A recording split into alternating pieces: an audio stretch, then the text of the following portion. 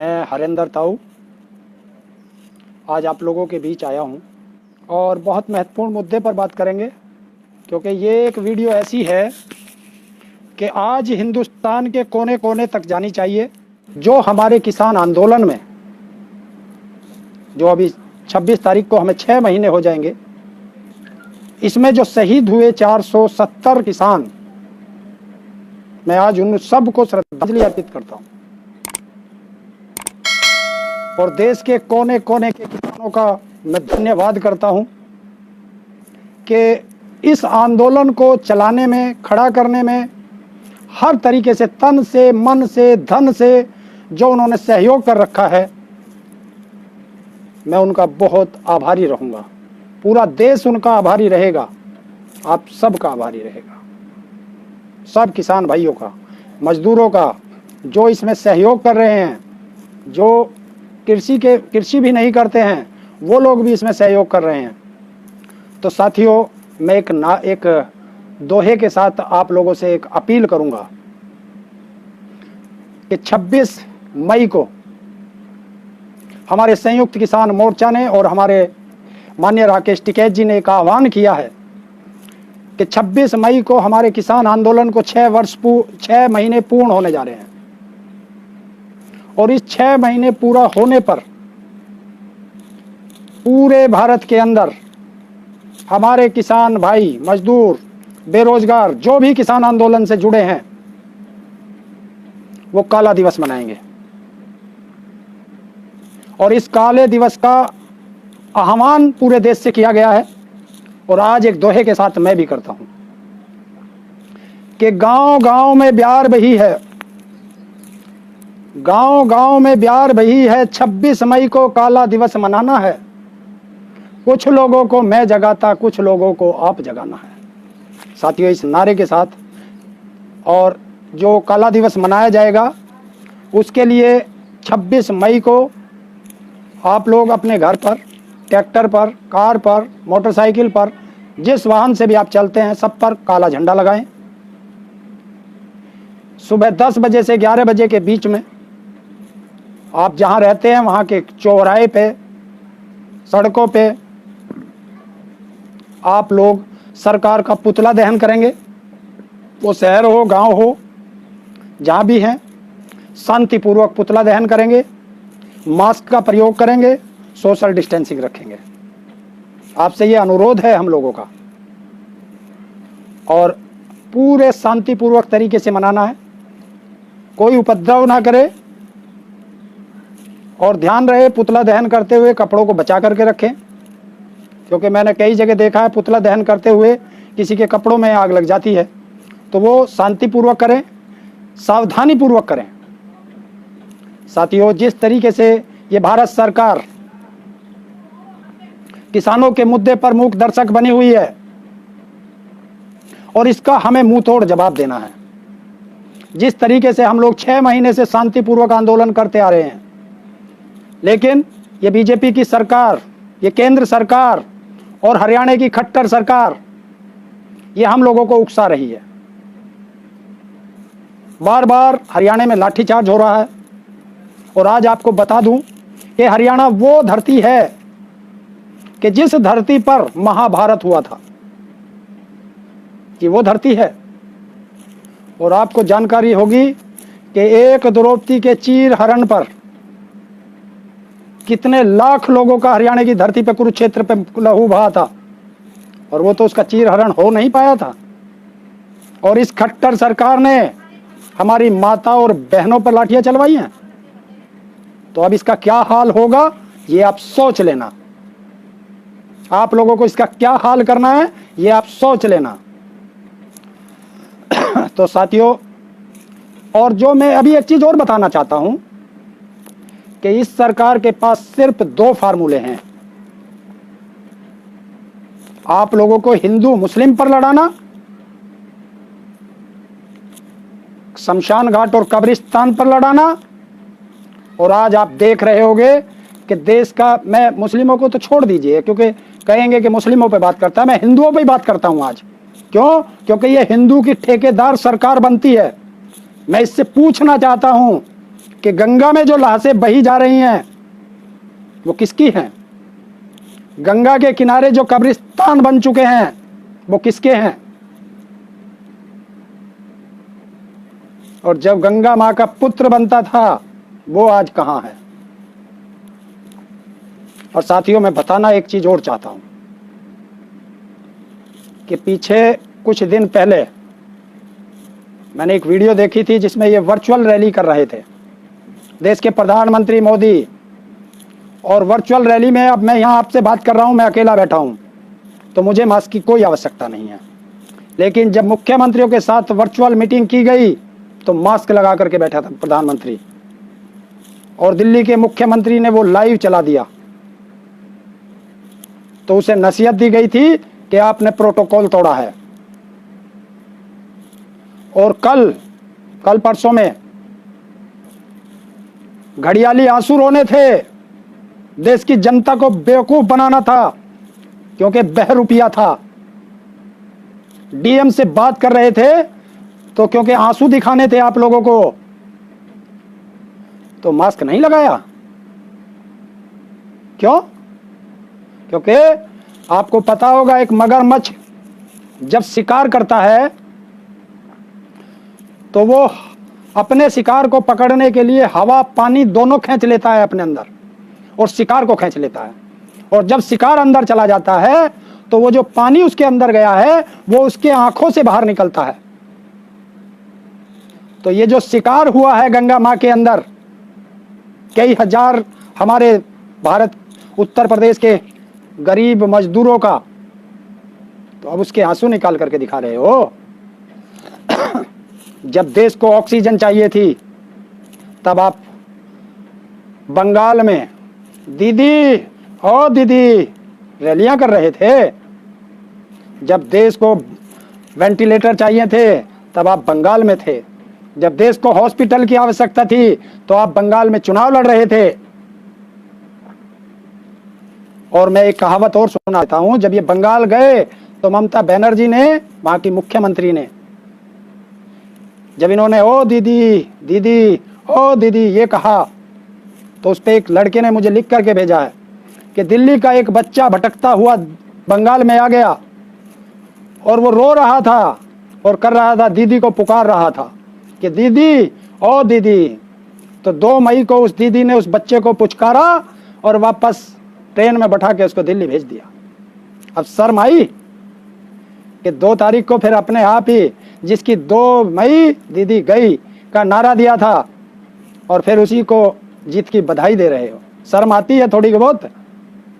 राजनीतिक स्तर में इतना मत गिरो, क्योंकि ये जनता है, जो जनता सर पे बैठाती है यही जनता सर से उतार कर ठोकर भी मारती है। साथियों, मैं इनके एक हिंदू और मुस्लिम के नारे पर एक 4 लाइन कहना चाहता हूं। हिंदू धर्म से नफरत ये कुरान नहीं कहता। हिंदू धर्म से नफरत करो ये कुरान नहीं कहता। भारत में मस्जिदें तोड़ो ये श्री राम नहीं कहते। रोटी का कोई धर्म नहीं होता, पानी की कोई जात नहीं होती। जहां इंसानियत जिंदा है वहां मजहब की कोई बात नहीं होती।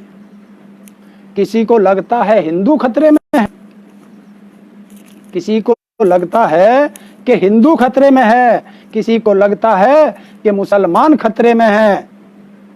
धर्म का चश्मा उतार कर देखो, धर्म का चश्मा उतार कर देखो यारो, पता चलेगा कि इस बीजेपी के कारण हमारा भारत देश खतरे में है।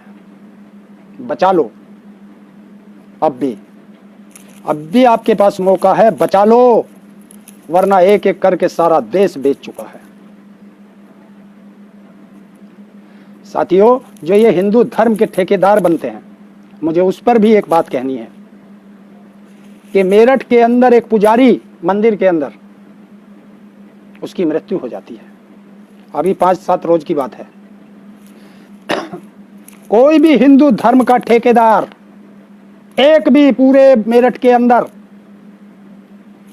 उसकी डेड बॉडी को कंधा देने के लिए नहीं आया।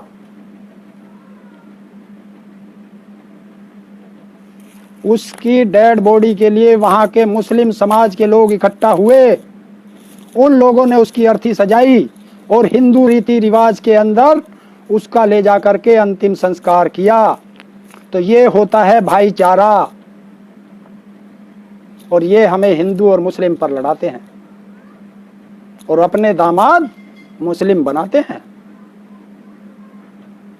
आज बहुत बड़ी बात कह रहा हूं, क्योंकि मैं ना हिंदू बनूंगा, ना मुसलमान बनूंगा, ना सिख बनूंगा, ना ईसाई बनूंगा। अरे हिंदुस्तान का लाल हूं तो इंसान बनूंगा।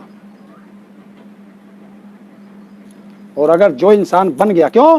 क्योंकि फिर वही राजनीति करेंगे। जैसे ही चुनाव आएंगे आपके साथ ये फिर वही काम करेंगे कि आपको हिंदू मुस्लिम पे लड़ाएंगे, और आपको किसी भी कीमत पर लड़ना नहीं है। बस अगर आप नहीं लड़े तो इनकी विदाई आप लोग तय कर देंगे। और कसम खा लो, भूखे रहेंगे, मर जाएंगे, पर बीजेपी को कभी वोट नहीं देंगे। अगर अपने बच्चों का भविष्य सुरक्षित रखना है तो, वरना कटोरा हाथ में होगा और कोई भीख भी नहीं देगा आप लोगों को। ये उस तरह का बनाना चाहते हैं हिंदुस्तान।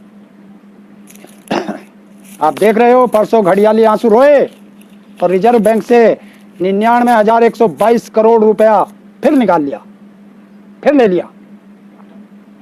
कहां ले जा रहे हैं इतना पैसा? इमेज चमकाने पर।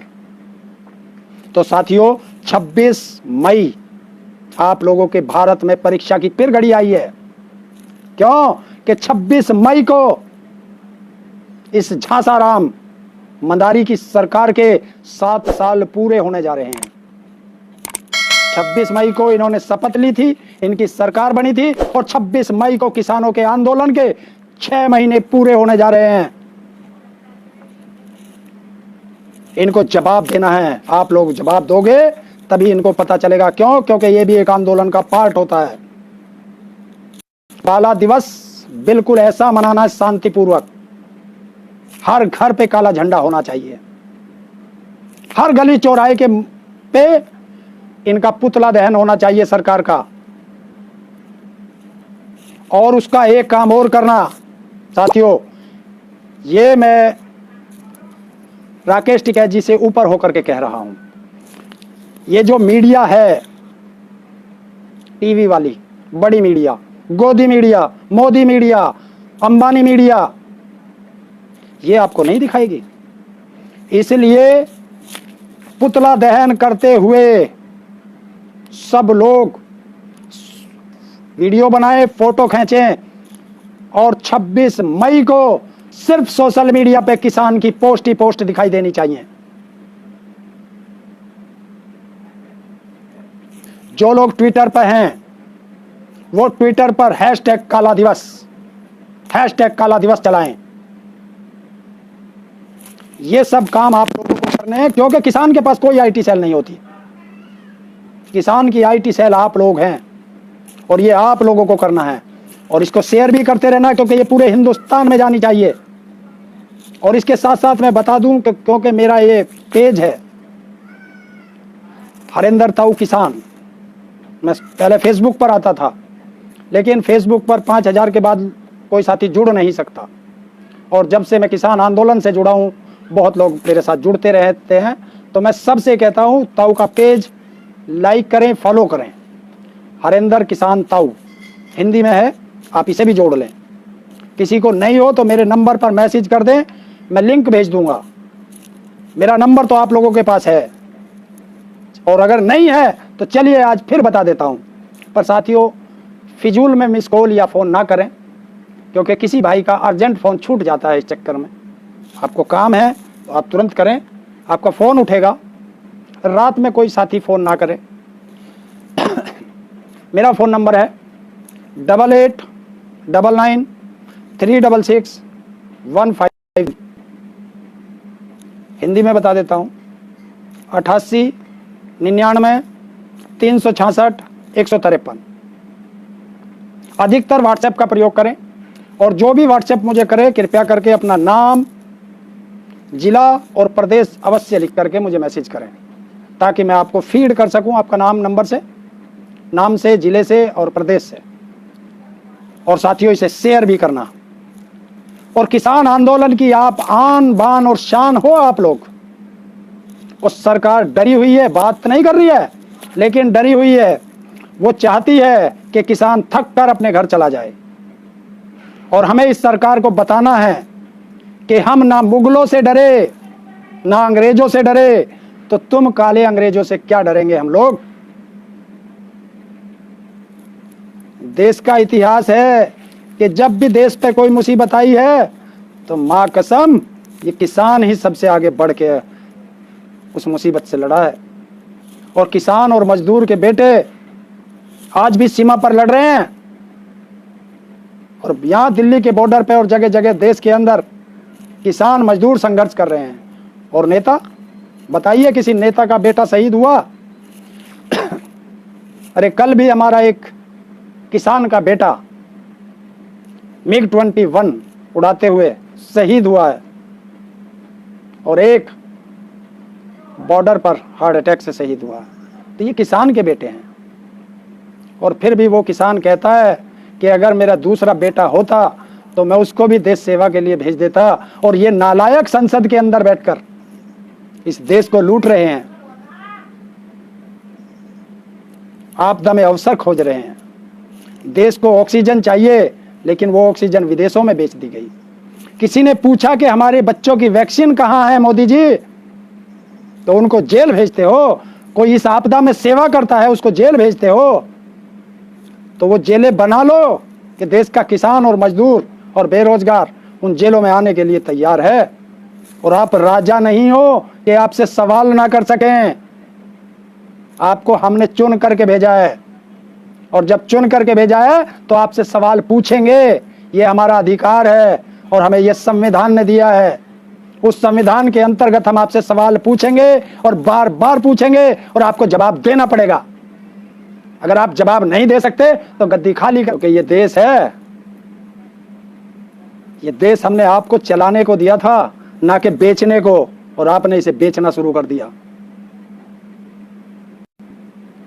और अपने दो मित्रों के लिए आपने पूरे देश की जिंदगी दांव पर लगा रखी है।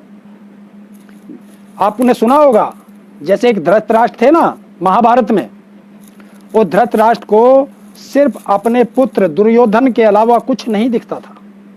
और उस पुत्र मोह के चक्कर में धृतराष्ट्र ने पूरा सृष्टि का नाश करा दिया था।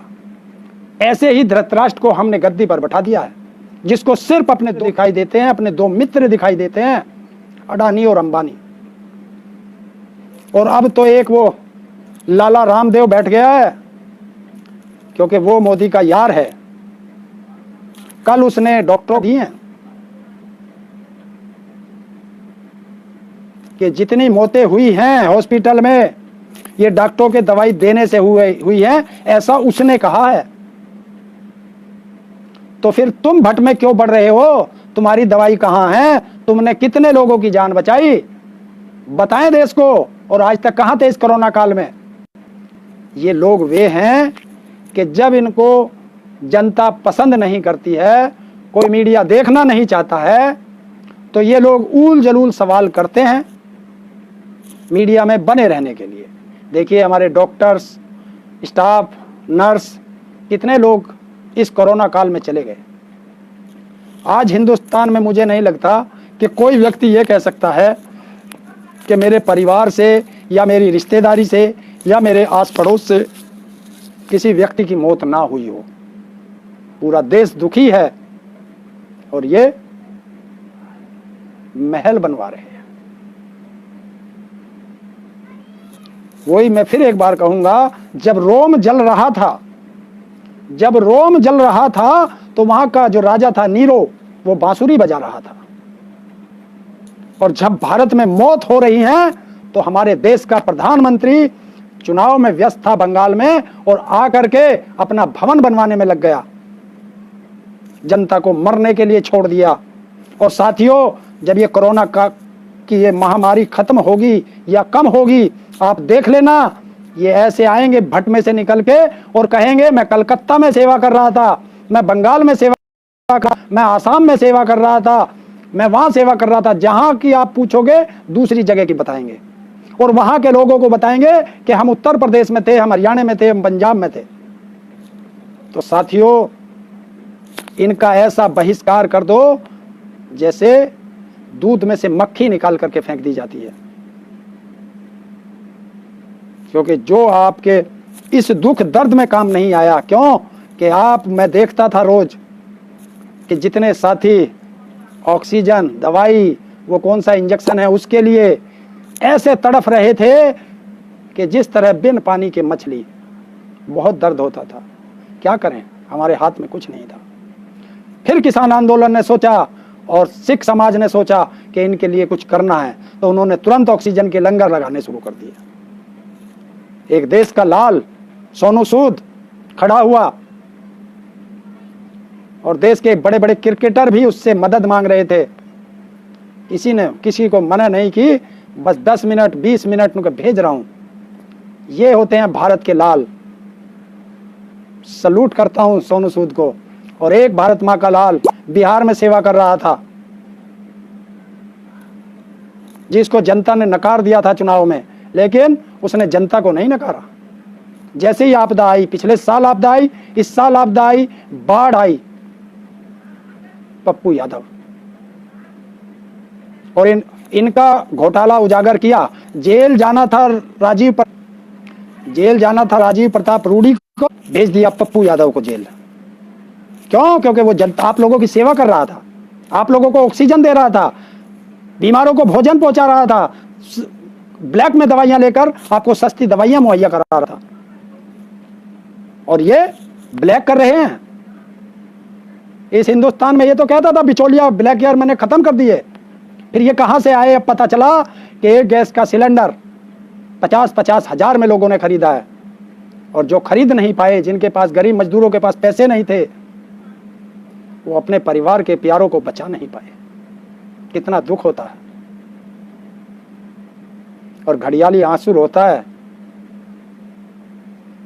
इसको रोने के लिए वहां बैठाया है या देश की सेवा करने के लिए बैठाया है? तो साथियों, मैं फिर एक बार कहता हूं, एक तो इनको शेयर कर देना, और दूसरा 26 मई 10 बजे से 11 बजे के बीच सब सरकार का पुतला फूंकना है, काले झंडे सब जगह लगाने हैं। ये आपकी जिम्मेवारी है, और जो हमारे संयुक्त किसान मोर्चा या राकेश टिकैत जी ने आदेश किया है, हमें उसका पालन करना है। और ये आंदोलन अभी लंबा चलेगा। जिस तरह मैं 2 आदमियों की वो देता हूं, स्वर्गीय चौधरी चरण सिंह जी कहते थे कि किसान को एक नजर अपने खेत पर और एक दिल्ली पर रखनी है। राकेश टिकैत जी ने कहा है कि जिस तरह अपने खेत की आप देखभाल करते हैं, नजर रखते हैं, उसी तरह अपने आंदोलन पर भी नजर रखें। और अब 1-1, 2-2 आदमी गांवों से आना शुरू हो जाएं गाजीपुर बॉर्डर पे। अब आपको आना चाहिए आंदोलन में, क्योंकि अब हमारा खेती का काम समाप्ति की तरफ है, और जिस जिस भाई का काम समाप्त होता रहे, अब 1-1, 2-2 गांव से आना शुरू हो जाएं। और 26 तारीख को ये ध्यान रख लेना, एक कहावत है, आंधी में उग जा, लेकिन 26 जनवरी को काला झंडा लगाना और सरकार का पुतला फूंकना, ये मिस ना हो जाए। ये और उसके फोटो सोशल मीडिया पर 22 तारीख को सोशल मीडिया पर सिर्फ किसान के अलावा कुछ नहीं दिखना चाहिए। आप लोगों से यह अनुरोध है, और इस वीडियो को पूरे भारत में फैला दो ताकि सबको पता चल जाए। ये आप लोगों की जिम्मेवारी है। मैं इसकी पूरी कोशिश करूंगा, मैं भी इसको भेजूंगा, आप लोग भी भेजें सब ग्रुपों में। आपके पास जितने ग्रुप हैं, वो फेसबुक ग्रुप हो, व्हाट्सएप ग्रुप हो, सब जगह भेजिए। और आप लोग जुड़े, इसके लिए आपका बहुत बहुत धन्यवाद। मैं फिर कहूंगा कि आप जीत की तरफ हैं।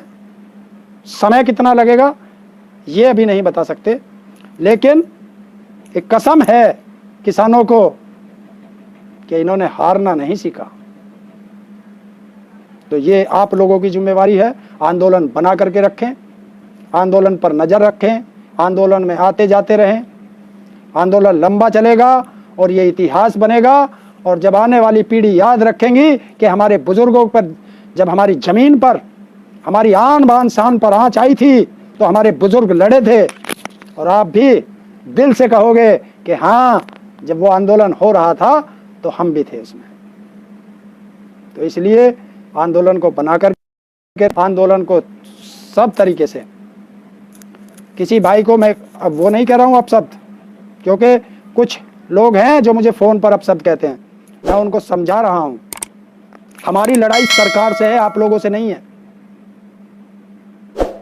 और सरकार से हम लड़ते रहेंगे जब तक हमारे अधिकार हमें नहीं मिलेंगे। तीनों काले कानून वापस, एमएसपी पे गारंटी का कानून, जब तक ये नहीं होगा किसान आंदोलन खत्म नहीं होगा, चाहे हमें कितनी भी कुर्बानियां देनी पड़े।